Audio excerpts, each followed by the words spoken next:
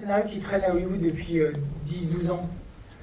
Et il a été dans les mains de beaucoup de metteurs en scène, dont Michael Mann d'ailleurs, qui aurait dû faire le film avec Will Smith à l'époque. Mais vraiment. Sauf que ça a explosé complètement. À l'époque d'Ali je sais pas, mais je sais qu'il a été attaché. James McTagg a été attaché aussi au projet. Refn a été attaché au projet. Il y a plusieurs metteurs en scène qui ont été attachés au projet. Et la question de l'acteur a toujours été centrale, c'est-à-dire qu'aux États-Unis, malheureusement, pour des raisons de couleur de peau, il y a beaucoup de gens, des financiers, qui voulaient que l'acteur soit sud-africain mais blanc. Et mes producteurs se sont battus toujours pour garder un lead black. Et ça a été problématique. Et Chadwick finalement a été attaché au projet. Chadwick était, à ce moment-là, avait signé avec Marvel, donc il y avait un boulevard qui s'offrait à lui, et c'était une quasi-certitude en tout cas que Chadwick devienne une valeur montante, en tout cas du cinéma américain.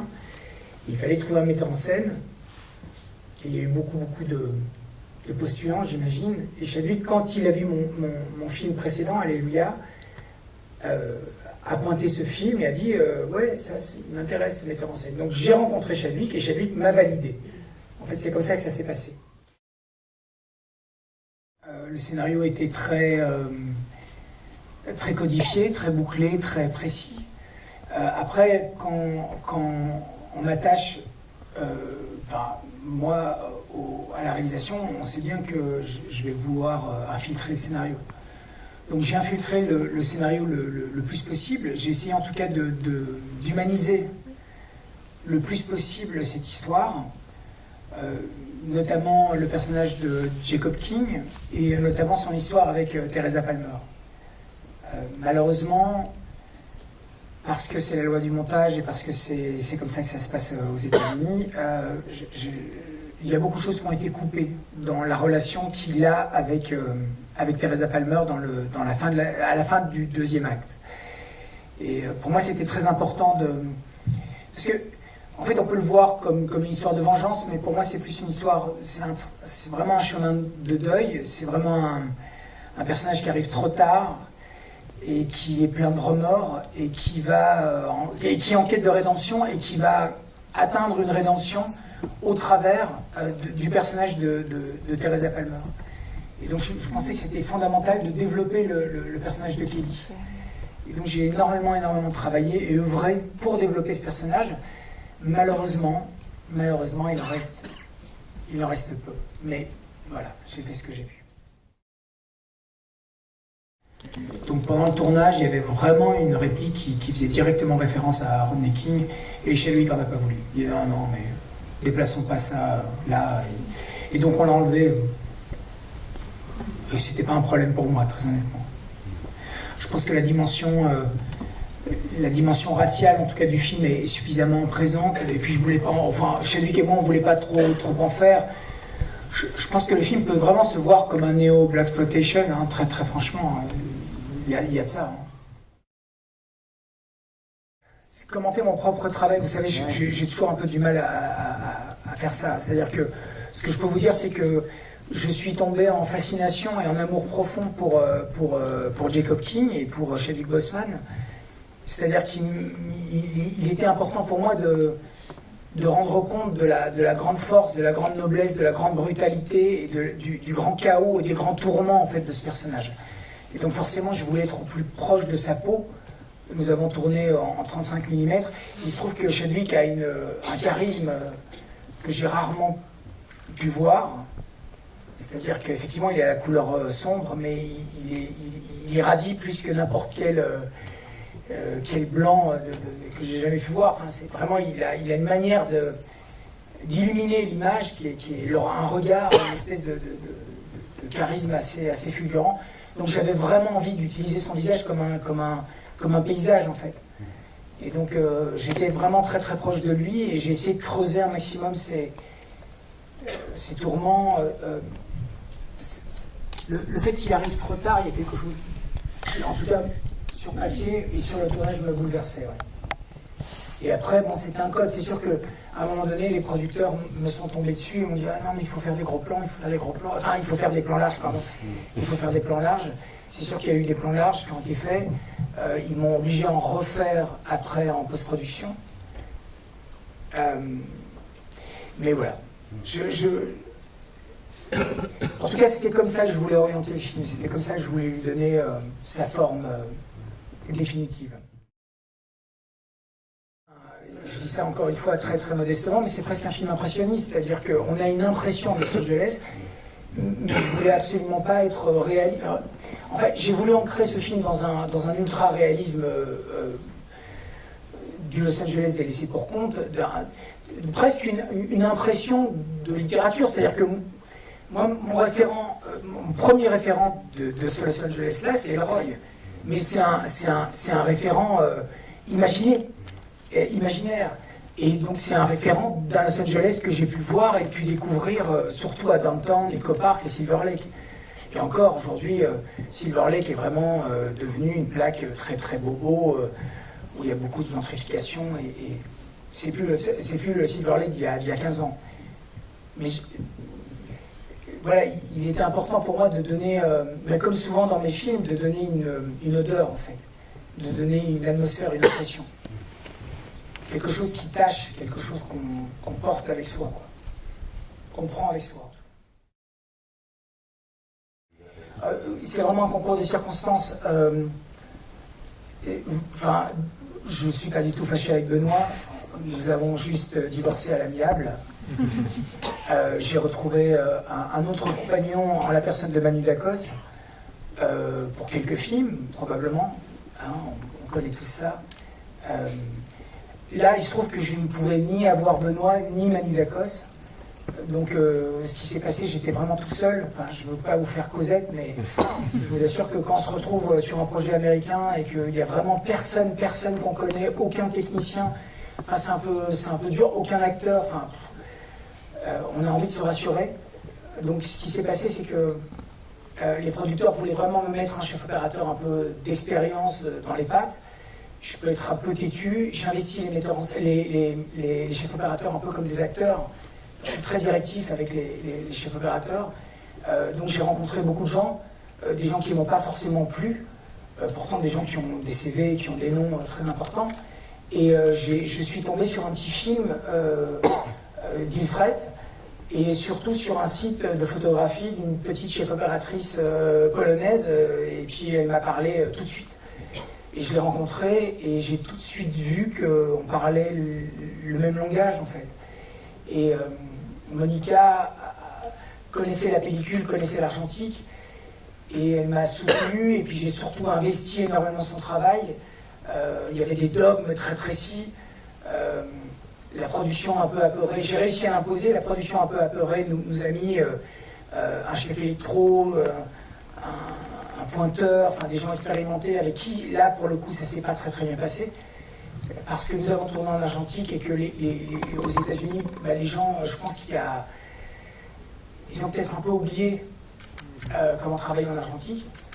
Et même si, par exemple, le chef électro, c'est quelqu'un qui a fait les films de Fincher ou d'Oliver Stone, enfin, j'étais quand même très surpris de l'œil, en fait.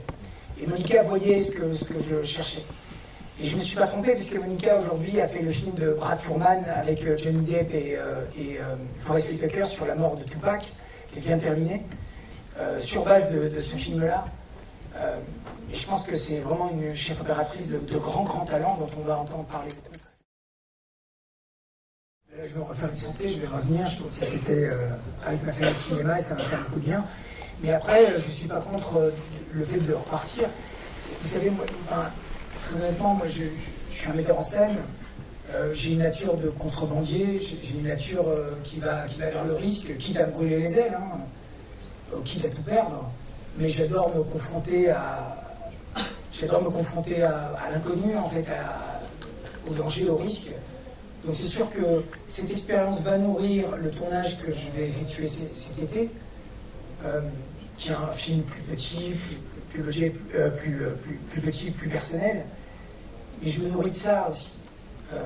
Mais partir, aller loin, faire des expériences, me confronter à des gens comme ça, elle a une industrie comme ça, et croyez-moi, le budget est quand même très rikiki en fait. C'est un budget... alors c'est sûr qu'il y a des stars et que ça fait gros, mais j'ai jamais eu l'impression d'avoir si peu d'argent.